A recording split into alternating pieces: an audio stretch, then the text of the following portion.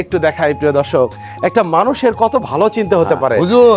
একটু দেখাই, এই যে তালিমুল কোরআন সিরাজউদ্দিন হাফিজিয়া মাদ্রাসা এবং এতিমখানা, এইটা কিন্তু আমরা প্রোগ্রামের সব শেষে চলে এসেছি। এটা হলো তার মানুষগত যে দায়িত্ব, মানুষ শ্রেষ্ঠ জীব, মানুষ আশরাফুল মাখলুকাত, তা আল্লাহ ডিক্লার দিয়েছে।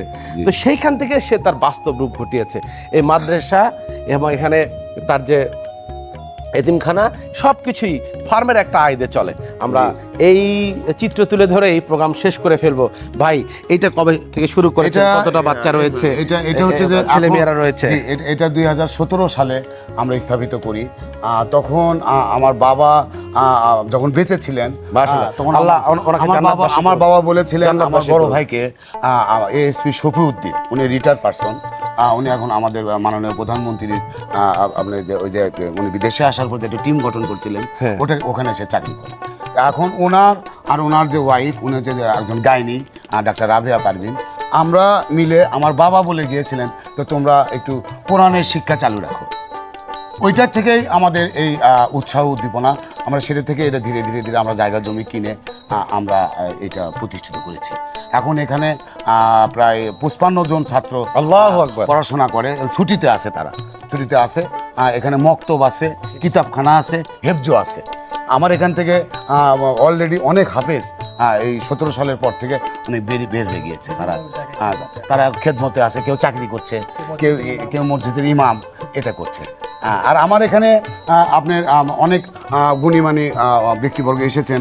মাননীয় প্রতিমন্ত্রী মীর শাহ আলম, উনি এটা জনাব তারেক রহমানের নির্দেশে একসময় এটা ভিজিট করেছেন, দেখে গিয়েছেন যে আমরা কি করতেছি মানুষের জন্য। যতই কথা বলছি আর যতই শুনছি মুগ্ধ হয়ে যাচ্ছি। একটা মানুষের ভিতরে আর একটা মানুষের যে কত সুন্দর একটা জগৎ থাকতে পারে। আমার নাহিন ভাই আজকে এই ফার্মের যিনি স্বত্বাধিকারী, যিনি এই ফার্মকে নিজের সন্তানের মতো করে তিল তিল করে বড় করেছেন এবং প্রত্যেকটা দিন এই ফার্মের সাথে তার মিলন হয়, তার বিনিময় হয়, কথা হয়, ভাব হয়। আমরা কিন্তু প্রোগ্রামের মধ্যে সেটা দেখানোর চেষ্টা করেছি। প্রিয় দর্শক, আমরা একদম প্রোগ্রামের শেষ পর্যায়ে চলে এসেছি। এই প্রতিষ্ঠানের পড়াশোনা করে এখান থেকেই মানুষ হয়ে এই প্রতিষ্ঠানের মহতামিম, ইফতা, মুফতি যিনি হয়েছে, জাস্ট এই যে এই উদ্যোগটা। আপনি এখানে পড়াশোনা করেছেন? জি, আমি বগুড়া জামিল থেকে হাফেজ এবং ইফতা শেষ করেছি। আচ্ছা আচ্ছা। করার পর আমি এখানে প্রথম জয়েন করি, সাধারণ শিক্ষক হিসেবে এখানে জয়েন করি।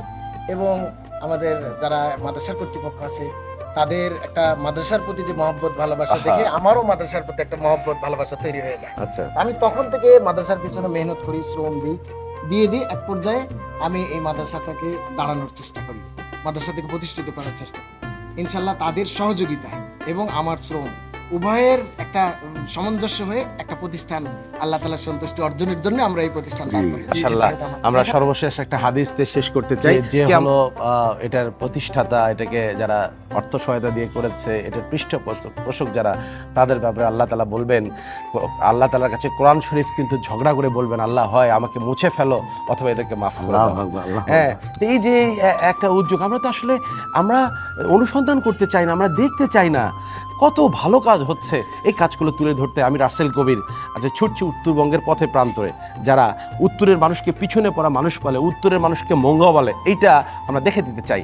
আপনাদের কোনো গল্প থাকলে, এরকম কোনো গল্প থাকলে, মাল্টি গল্প আজকে আমি শুনে দিয়েছি। একটা মানুষের আমরা তার কর্মকৃত্যে আমরা বলার চেষ্টা করেছি।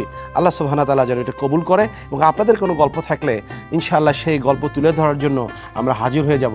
সে পর্যন্ত আমরা প্রথম দোয়া করব এই ফার্মের যিনি মালিক, যারা কর্তৃপক্ষ আছে তাদের জন্য দোয়া করব, কারণ পশু পাখি এমন জিনিস নীরবে যারা আল্লাহর জিকির করে, পাশাপাশি তাদের সবচেয়ে বড় যে আল্লাহ তাআলা মানুষ হিসেবে তাকে যে শ্রেষ্ঠ দায়িত্ব দিয়ে পাঠিয়েছে, এটা তারা ভুলেননি। তারা তার বাবা মা মরহুমদের নিজেদের রহমতের জন্য এখানে প্রতিনিয়ত এতিম বাচ্চাকে পড়াচ্ছে এবং হাফেজরা তারা হাফেজ বের করে এক হাফেজ জান্নাতে নিয়ে যাবে, তাদেরকে ফেলে নয়।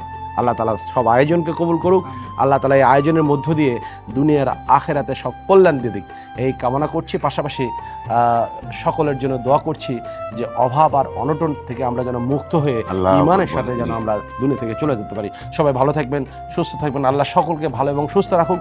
সর্বশেষ এই ফার্ম সংক্রান্ত যারা আছে, যারা এটার সাথে শ্রম দিচ্ছে, এটার মধ্যে যারা জড়িত আছে, সকলকেই আল্লাহ কবুল করুক, এই আশাবাদ ব্যক্ত করে আজকে শেষ করছি। আসসালামু আলাইকুম রাহমাতুল্লাহি ওয়া বারাকাতুহু। আবারও দেখা হবে, সে পর্যন্ত।